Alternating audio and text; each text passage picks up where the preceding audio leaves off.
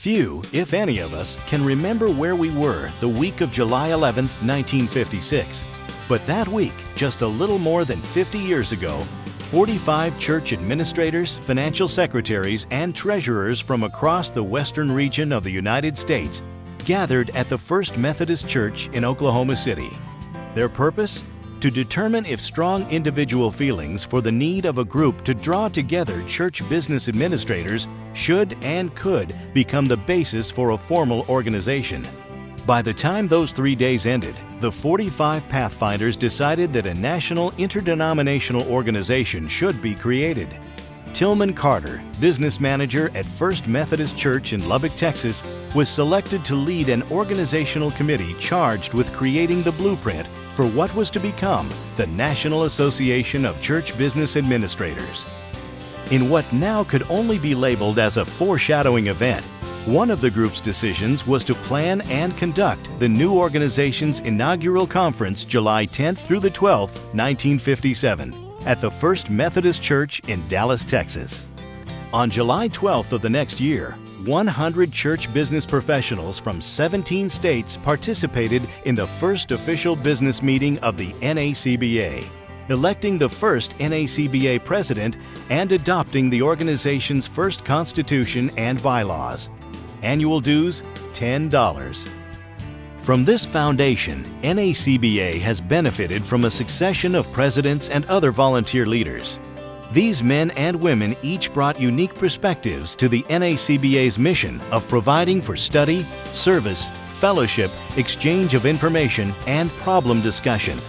Yet every one of these leaders shared a common vision for the importance and value of NACBA in strengthening the contributions that church administration professionals make to their respective organizations and God's kingdom.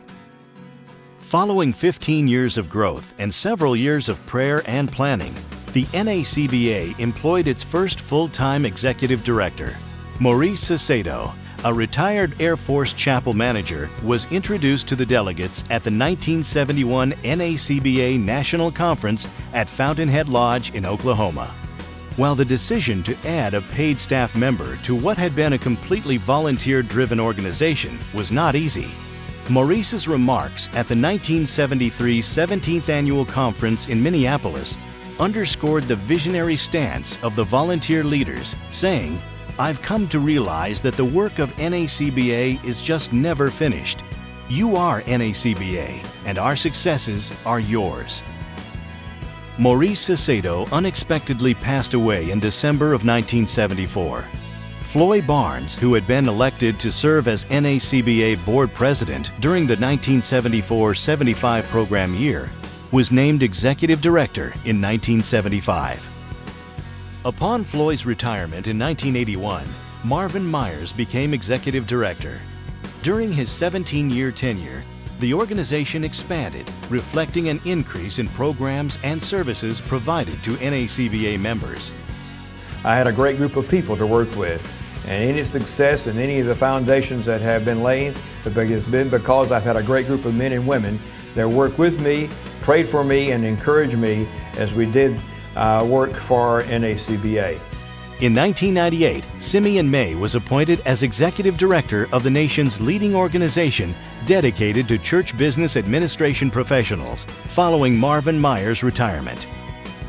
With a growing demand for training programs and NACBA's corresponding emphasis on professional development offerings, Phil Martin joined the NACBA staff in 2000.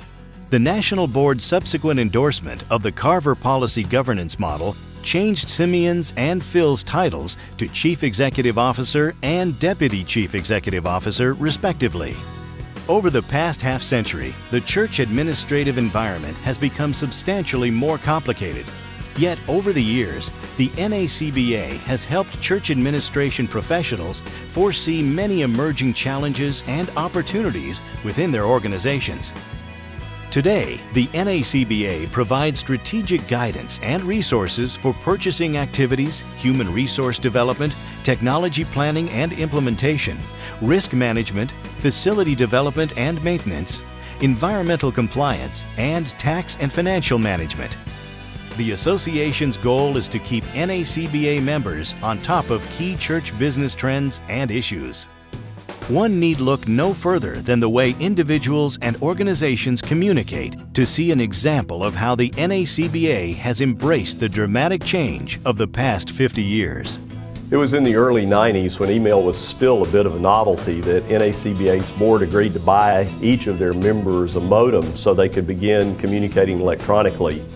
This is demonstrating how NACBA has been committed to technology through the years, and it wasn't long after that a group of us began working on the first website. You might could say, as a board member, I became the first unofficial webmaster. Combining well-established administrative practices with promising methodologies is what has made NACBA a powerful resource in expanding the capabilities and capacities of administrators and their churches.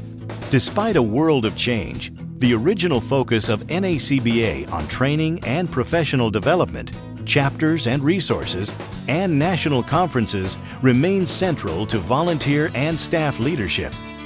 What has changed is the depth of services the NACBA provides and the manner in which these services are delivered. Creating, maintaining, and sharing the body of knowledge on church business administration through comprehensive training, professional development, and certification function is at the core of NACBA. The association has met in its education process with certification, has gotten better and better. The content has gotten better and more people are going through the certification process. Early in NACBA's history, chapters were identified as an integral part of how the organization could best respond to the needs of local church administration professionals. And as a result of those early chapter development endeavors, the mechanism now exists for providing key NACBA benefits at a local level and across the country. The local chapter affords the opportunity for local connection. The ability to say this demographic is going on in our city or our metroplex. How is that impacting your church? What have y'all done to work with that?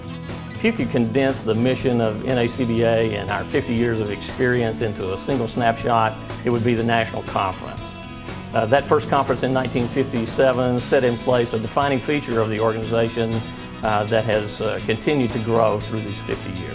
The reason I go to NACBA is because of the fellowship, for one thing, but also the updates, the learning, the seminars are so much useful to me in my work that I do at the church. During the past 50 years, thousands of professionals have connected with the past, present, and future to raise the effectiveness of their administration endeavors through the NACBA. Each member has a unique perspective on the milestone being celebrated here in Chicago and on the value of the organization.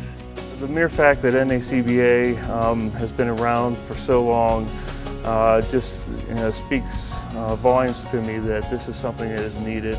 I thank God that it's here. NACBA gives the church business administrator the ability to grow, to learn, and to be the best that we can possibly be.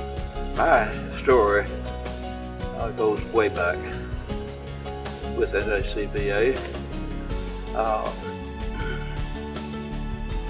It's been my life. I feel that I've given a lifetime to NACBA.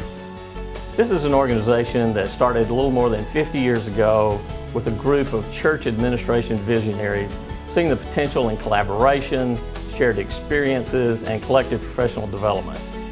During our first half century, NACBA has strengthened the capacity of church business professionals and provided a rich history and a foundation for even more service to God and man.